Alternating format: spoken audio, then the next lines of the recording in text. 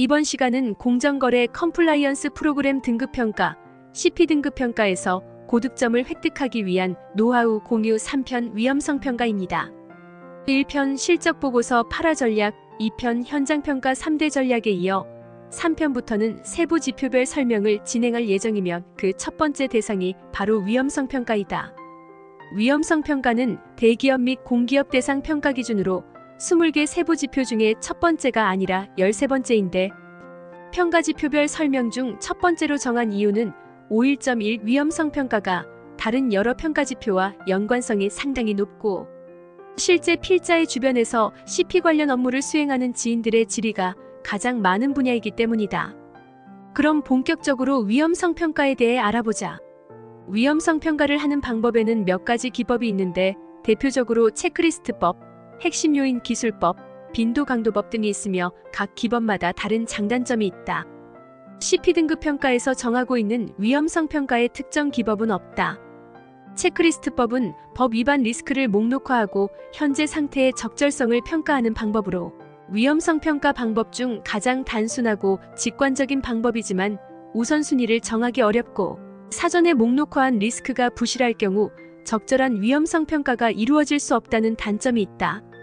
다음으로 핵심 요인 기술법은 리스크 요인, 리스크 발현 시 피해 정도, 현재 상태 등에 대한 단계적 질문을 통해 위험성을 평가하는 방법으로 관련자의 의견 수렴 및 리스크 발굴이 비교적 용이한 시간이 많이 소요되고 리스크의 우선순위를 정하기 어려운 등의 어려움이 있다. 필자의 경험상 핵심 요인 기술법은 사업장의 작업과 관련된 안전상의 위험 요소를 발굴하고 개선하는 데 더욱 적합한 방법으로 공정거래 관련법의 위반 리스크를 평가하기에는 적합하지 않다. 마지막으로 빈도 강도법은 명칭에서 유추할 수 있듯이 법 위반의 위험성을 빈도와 강도 두 요소를 조합하여 산정하는 방법으로 주로 과거 데이터나 경험을 바탕으로 리스크를 정량화하고 우선순위를 가릴 수 있다는 장점이 있다. 따라서 필자가 가장 선호하는 방법이다. 위험성을 산정하는 과정이 다른 위험성 평가 방법에 비해 다소 복잡하다는 점이 단점이기는 하나 체계와 경험만 바탕이 된다면 가장 효과적인 위험성 평가법이라고 할 수 있겠다. CP 등급 평가에서는 고득점을 위해 위험성 평가를 매 분기 수행할 것을 요구하는데 몇 차례 평가를 수행하다 보면 양식이 정형화되면서 데이터가 누적되어 정밀도가 높아진다는 것을 알게 될 것이다. 지금부터는 빈도 강도법에 대해 자세히 알아보자. 빈도 강도법은 크게 5단계로 나눌 수 있는데 1단계는 순수한 리스크를 나타내는 고유 리스크 산정, 2단계는 통제활동 계획을 통한 경감점수 산정, 3단계는 앞으로 리스크 관리의 기준으로 삼을 잔여 리스크 산정인데 여기까지가 통제활동을 실시하기 전에 리스크 정량화, 점수화 단계이다. 다음에 4단계는 통제활동을 실행하는 과정이며 5단계는 수행한 통제활동의 적절성을 평가하고 위험성 평가 전반에 대해 부족한 부분을 개선하는 과정이다. 1에서 3단계까지를 현상 파악 및 계획 수립을 수행하는 전반전으로 4, 5단계를 계획을 실행하고 평가 및 개선 수행하는 후반전으로 생각하면 되겠다. 그럼 단계별로 세부적으로 알아보자. 먼저 1단계 고유 리스크 산정이다. 고유 리스크는 어떠한 통제 활동의 영향도 받지 않은 해당 업무가 가지는 고유한 순수한 법 위반 리스크의 크기를 의미한다. 고유 리스크는 리스크 점수와 점수에 따른 등급을 가지는데 시가에서는 고유 리스크의 등급을 최소 3개 이상으로 구분할 것을 요구한다. 필자의 경험상 관리적인 측면에서 리스크 등급을 3개보다 많게 정하는 것은 오히려 좋지 않다. 위험성 평가의 목적은 법 위반 리스크를 발굴하고 통제 활동을 통해 리스크를 목표 수준 이하로 관리하는 것이다.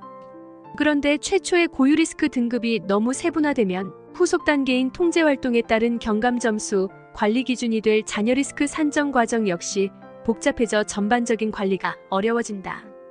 적어도 위험성 평가를 처음 수행하는 것이라면 고유 리스크 등급을 3개 이하로 구분하길 바란다. 고유 리스크 산정을 잘 못하면 후속 단계에서 적절한 경감 점수, 잔여 리스크를 산정할 수 없다. 위험성 평가에서 고유 리스크 산정이 매우 중요하다는 의미이다. 빈도 강도법은 더하기, 곱하기 등의 수식이 많이 필요하기 때문에 MS 오피스의 엑셀 프로그램 사용을 권장한다. 그리고 위험성 평가의 포맷을 큰 틀에서 설명하면 세로 방향으로는 부서별 세부 업무와 관련 법률을 나열하고 가로 방향으로는 각 세부 업무에 따른 관련 법률의 위반 리스크 빈도 및 강도 그리고 이를 통한 리스크 크기를 산정하게 된다. 위험성 평가에서 고려해야 하는 공정거래 관련법은 별도의 시간에 다룰 예정으로 이번 시간에는 가로 방향의 리스크 크기 산정에 집중하도록 하겠다. 고유 리스크를 산정하기 위해서는 먼저 법 위반 리스크의 발생 가능성을 의미하는 빈도와 리스크 영향도를 나타내는 강도를 각각 순서대로 정량화, 점수화하고 다음으로 정량화된 빈도와 강도를 곱하거나 더하는 등의 방식으로 리스크 점수, 즉 리스크 크기를 산정한다. 여기서 산출된 리스크 점수가 바로 고유 리스크다. 필자의 경험상 빈도와 강도를 더하는 방식보다는 곱하는 방식이 더 적절한 결과값을 산출하였다. 먼저 빈도를 산정하는 방법을 알아보자. 빈도 역시 고유 리스크와 같이 점수와 등급을 가지는데 고유 리스크는 점수가 산정되고 그 점수에 따라 등급이 매겨지는 반면 빈도는 등급이 정해지고 그 등급에 따라 점수가 정해진다. 정해진 세부 기준은 없으며 필자의 경우 높음 3점, 보통 2점, 낮음 1.3단계로 구분한다. 다음으로 빈도의 세부 요소를 몇 개로 할 것인가이다.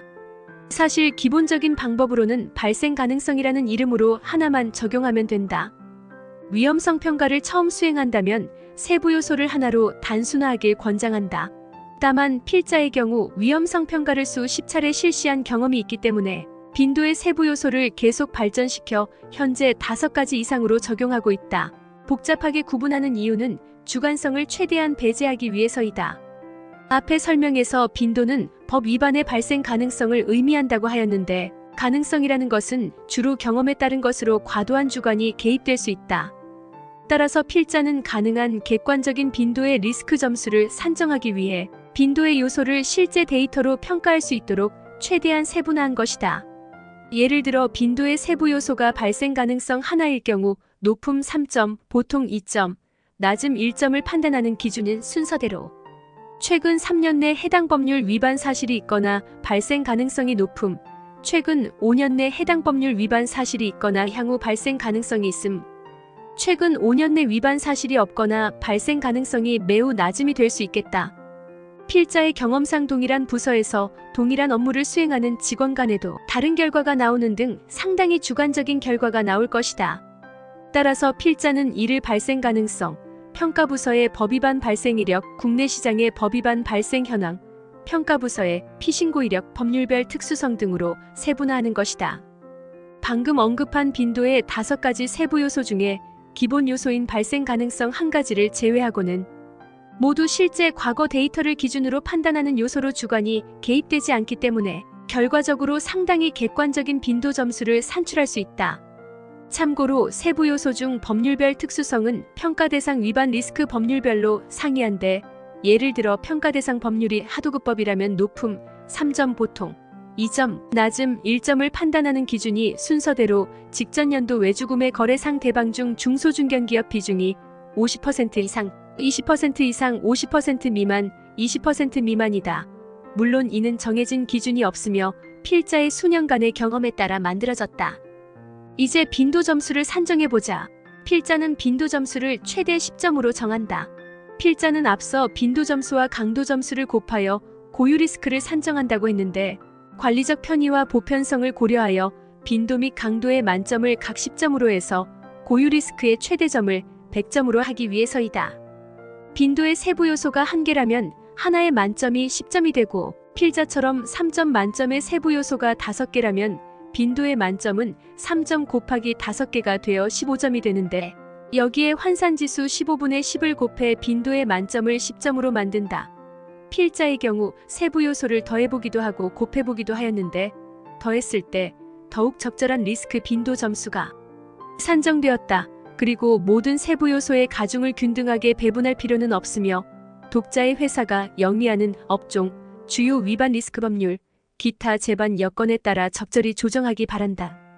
빈도에 이어 이번에는 고유 리스크 산정을 위한 강도에 대해 알아보자. 기본적인 산정 방법은 빈도와 동일하며 세부 요소만 달라진다. 강도의 세부 요소가 발생 영향도 한 가지인 경우 높음 3점, 보통 2점, 낮음 1점을 판단하는 기준은 순서대로 회사에 대한 부정적 영향이 중대하여 상당한 관리가 필요함. 회사에 대한 부정적 영향이 있고 적절한 관리가 필요함. 회사에 대한 부정적 영향이 없거나 있더라도 일반 수준의 관리로 쉽게 완화할 수 있음이 될 수 있겠다. 필자는 빈도와 마찬가지로 강도 역시 평가자의 주관을 최대한 배제하기 위해 5가지 이상의 세부 요소로 구분한다. 기본 요소인 거래 상대방의 발생 피해 외에 공정거래 저해성, 회사 평판 훼손, 제재 수준, 외부 평가 영향 등이다. 여기서 조금 특이한 점은 5가지 요소 중 거래 상대방의 발생 피해와 공정거래 저해성은 우리 회사의 피해 영향이 아니라 거래 상대방에 대한 내용으로 필자는 고유 리스크의 강도 산정에 상생을 접목하였다. 필자는 아직까지 본인 회사 외의 영향에 대해 고려한 다른 회사의 위험성 평가를 본 적이 없으며 필자가 속한 회사의 이념, 경영 방침 등을 고려하여 상생을 포함하였다. 필자는 진정한 컴플라이언스란 자신뿐만 아니라 거래 상대방, 시장, 사회도 고려하여야 한다고 생각한다. 독자의 회사가 가진 경영 방향에 맞춰 적절한 세부 요소를 정하길 바란다. 이제 우리는 고유 리스크 점수 산정을 위해 리스크의 빈도와 강도를 곱하기만 하면 되며 고유 리스크 등급을 구분하기 위한 점수의 기준만 정하면 된다. 앞에서 설명한 바와 같이 필자는 관리적 편의와 보편성을 고려하여 빈도 및 강도의 만점을 각 10점으로 해서 고유 리스크의 최대점을 100점으로 관리한다고 하였는데 반드시 동일한 기준을 적용할 필요는 없다. 고유 리스크 등급을 정하기 위한 점수의 기준을 복잡하게 생각할 필요가 전혀 없다. 매우 간단하다. 필자의 경우 100점의 3분의 1인 33, 3분의 2인 66을 기준으로 하며 33점 미만은 고유 리스크 등급하, 66점 미만은 중, 이상은 상으로 한다. 그렇다고 단순히 3등분한 것은 아니다. 회사가 영위하는 업종, 회사의 규모, 사업의 형태, 거래 상대방, 주요한 관련 법률, 법률별 리스크 점수의 균형 등을 고려하여 기준을 정하여야 한다. 독자가 속한 기업에 적합한 기준을 정하길 바란다. 집중력 유지를 위해 1단계 고유 리스크 산정을 여기서 마치며 2단계 경감 점수 산정, 3단계 잔여 리스크 산정은 다음 영상에서 다루도록 하겠다. 컴플라이언스 아카데미, 공정하고 투명한 사회에 기여합니다. 감사합니다.